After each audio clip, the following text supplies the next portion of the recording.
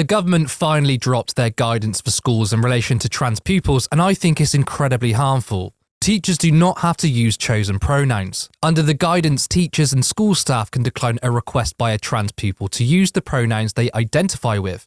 It outlines that schools should only agree to a change of pronouns if they are confident that the benefit to the individual child outweighs the impact on the school community. The opinions of other people, whether it's pupils or other teachers, should have no bearing on what an individual wants to do. I mean, it reminds me of that meme where it says, "Isn't there someone you forgot to ask for consent?" Let's move on. However, the government says it expects there will be very few occasions in which a school or college will be able to agree to a change of pronouns. Alongside this, the guidance explicitly states primary school aged children should not have different pronouns to their sex-based pronouns used about them. So this is just government overreach on an individual. Now, this is in relation to social transition. It's not like 11-year-olds getting bottom surgery. That doesn't happen. You have to be an adult. This is just simply, I'd like to be called by a different name, or maybe they start wearing clothes that they're more comfortable with, or it closely resembles their identified gender. It doesn't hurt anyone. Now, the government is framing this as if teachers no longer have to abide by chosen pronouns, as if they were forced to begin with. They weren't, and many teachers would just misgender people anyway. There are many teachers as well who are happy to accept that some of their students and pupils have socially transitioned, who are now being told by the government not to. This is the state getting involved in affairs that have nothing to do with them. You know, look, I believe in maximum freedom, limited when it harms another person. Right-wing forces don't. I mean, the government, which has been captured by cranks and extremists, they don't care about freedom, and they certainly don't care about children. It's the modern-day Section 28. Once upon a time, being gay or lesbian was seen as harmful to children. It was implying that having a sexuality that was different to being straight was perverse, and the same is happening today. The government, I think, are just nutcases who listen to gender-critical extremists who make references such as the trans lobby, which is a dog whistle in and of itself. We have human rights organisations. We have queer rights organisations such as Stonewall that wants to protect queer people, yet the government wants to exert its conservative ideology on the nation.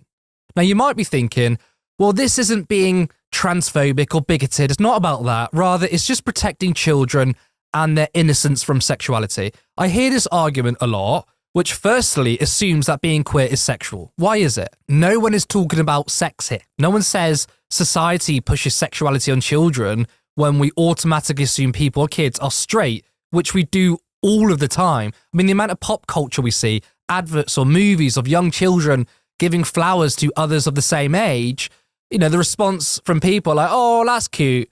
Yeah, it's a much different response if it's kids, you know, the same age, express similar acts if they are of the same sex. Maybe society should stop sexualizing kids by pushing the straight agenda on them. Ever thought about that? Now, I saw this tweet from Equalities Minister Kemi Badenoch, which, I don't know, no one seems to be less suited to the role than her.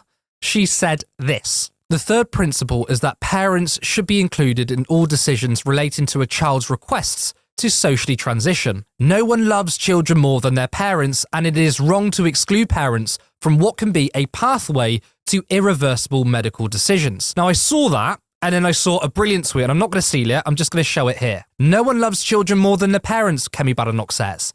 "My parents abused and tortured me because I was gay. Baby P's parents killed him.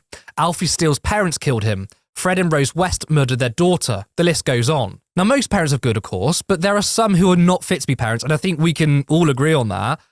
For people coming out, it's often that parents hear about it last, for fear of being rejected. And guess what? Parents reject their children all the time due to their identity and sexuality. Many console friends. There are some who console teachers too. And if some children are more comfortable expressing their feelings to a teacher than parents, what does that say?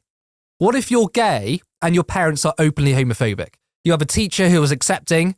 The idea that the government should tell teachers to disregard feelings of them and to encourage schools to tell their parents is so damaging and hostile. The only person who can make a judgment call on who knows about one's sexuality or identity is the person it affects. I don't have a right to tell people about someone else's identity or sexual preference. It's not my place. I don't have that right. But this isn't about protecting children. This is trying to root out transness from society, which is fascist, which will always be unsuccessful because, like it or not, gay people exist, bi people exist, trans people exist, Non-binary people exist. Get over it. Now let's look at some of the other tweets from Kemi in the same thread. There is no general duty on schools to allow a child to socially transition. No child is born in the wrong body.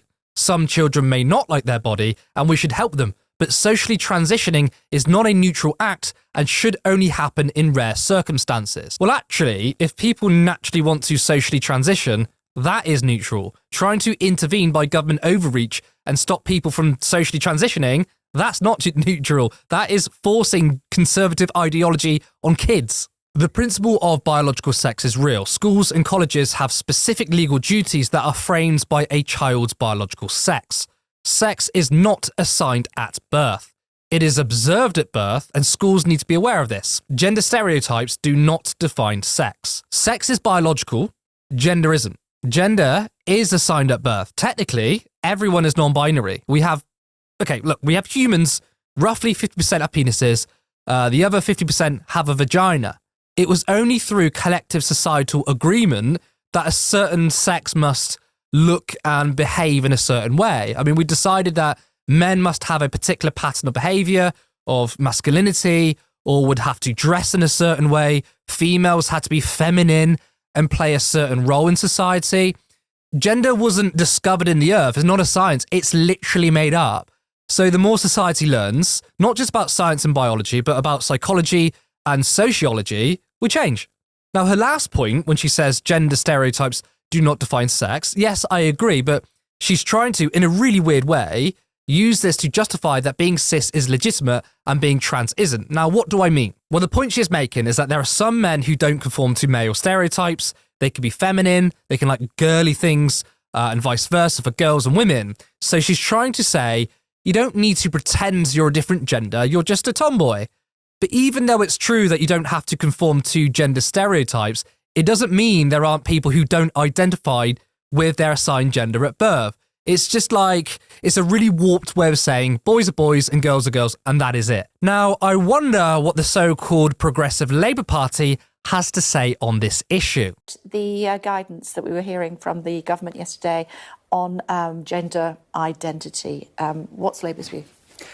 I welcome the publication of this consultation around the guidance. School leaders have been telling me for some time that they wanted to see greater clarity in how they should approach what is, a very sensitive and at times difficult issue.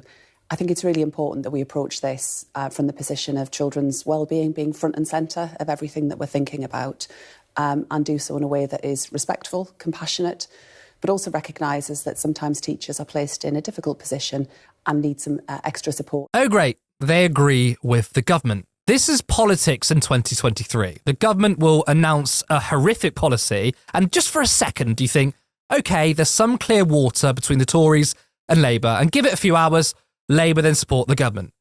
I feel really sorry for the queer community. There's no major political party that speaks up for you. No matter who wins the next election, it seems like they won't stand up for your rights. And I just want to say, as a cis straight guy, I've got your back. And I am unashamed to say that I support trans people.